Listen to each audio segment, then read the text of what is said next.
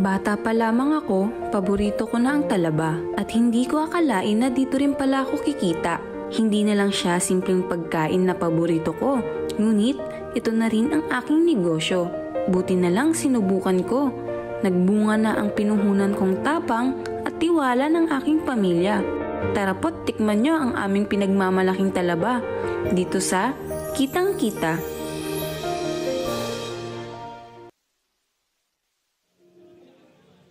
Oh! Sino dyan ngayon? Ay po!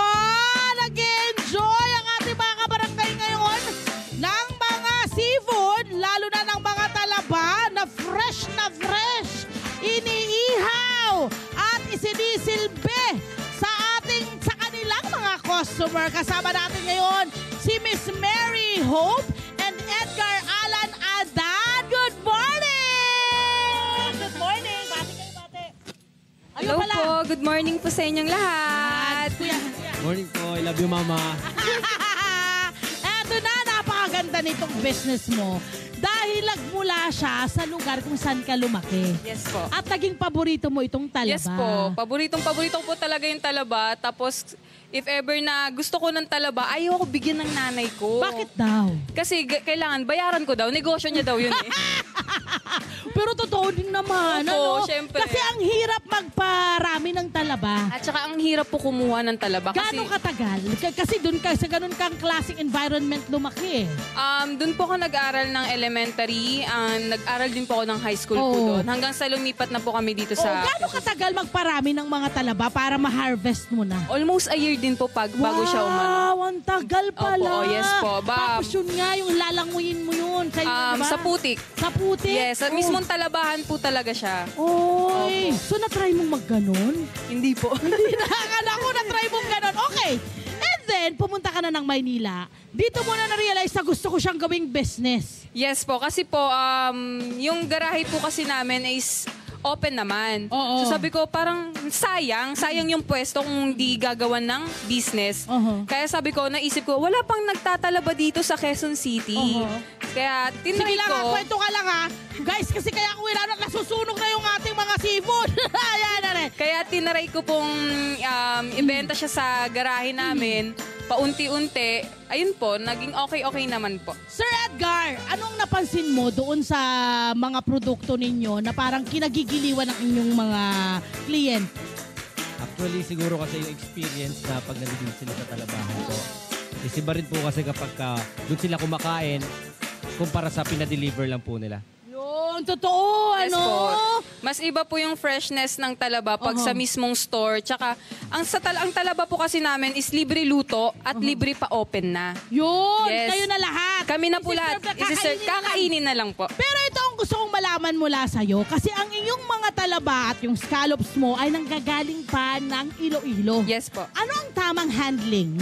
Kasi sa mga nagbabalak na gawing negosyo ito, paano hinahandle to para hindi ma-spoil yung inyong talaba at mga scallops? Usually po kasi, from Iloilo siya, kapag one day lang po yung ano niya, yung travel time niya po. Pag pinadala po siya ngayon, kinabukasan po, darating na po sa amin. Kaya yung freshness po ng talaba and scallop, andun pa din po. Ano tamang storage ninyo? Kailangan ba naka-freezer?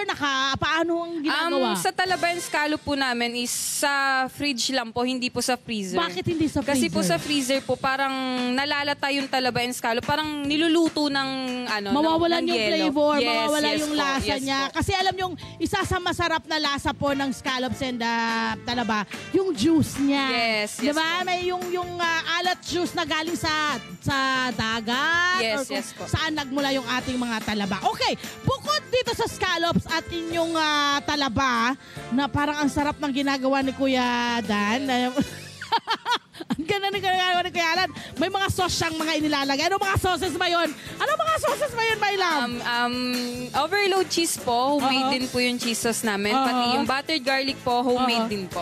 Lahat po ng sauces, homemade ko po. Wow! Kapag gusto naman po nila ng spicy, ganyan, may bukod po kaming binibenta na chili garlic po. Ito po yun. Homemade ko din po. Lahat home? Bakit Yes. lahat homemade? Kasi po gusto ko pong mas bago, tsaka mas original na gawa mismo namin para alam nila, ay hindi yan binibili lang. Gawa nila yan mula sa puso nila. Ano pa yung iba pang mga seafood na ino-offer po ninyo sa inyong mga kliyente? Meron po kaming grilled shrimp and grilled squid po. So lahat talaga, seafood talaga? Yes po. Doon ka nag-focus. Bentahan naman natin. Ano yung pinakamura nyo sa pinakamahal nyong dish? Ang pinakamura po namin is yung grilled shrimp and grilled squid, which is 120 pesos lang po. Sa grilled talaba naman po namin, 10 pieces for 140 pesos lang. Okay. Siyempre, ang bata nyo pa, no, ni Sir Alan at ikaw din, Hope, gusto kong malaman mula sa'yo na ano ba yung natutunan mo dito sa pagbe-business mo na ito? Ang natutunan ko po sa pagbi-business na to is hindi kailangan talaga dapat agad-agad sumuko. Kasi ang business trial... Marami ka bang hirap na pinagdaan? Yes po, ang dami ko pong sinubukang business bago ko ito na... ito talaga yung sa akin. Tawag dito, trial and error. Una, parang syempre nalugi, ganyan-ganyan. Pero at least bumangon pa ulit. Correct. Bumangon. Ano ang nagpapanatili sa inyo sa business na meron kayo ngayon? Kasi yun ang mahirap eh. Minsan okay mag-umpisa, pero yung pag-sustain, paano? Ang business po kasi namin is family-owned. Ayun. Wala pong ibang kaming katulong, kundi kami lang magkakapatid. Tita, yung asawa ko. Kami lang po talaga yung mama ko. Kaya hindi pwede kaming sumuko kasi tulong-tulong po kami. Kasi kumbaga, kabuhayan ng pamilya kasi ninyo ito. Po. Dito po nakasalala yung kaya pang-araw namin. Pwedeng mapagod, bawal sumuko. Ayun! Kuya Edgar! Ito naman, matindi to. Matindi. Hindi ka kumakain ng talaba. Love Tony Bell.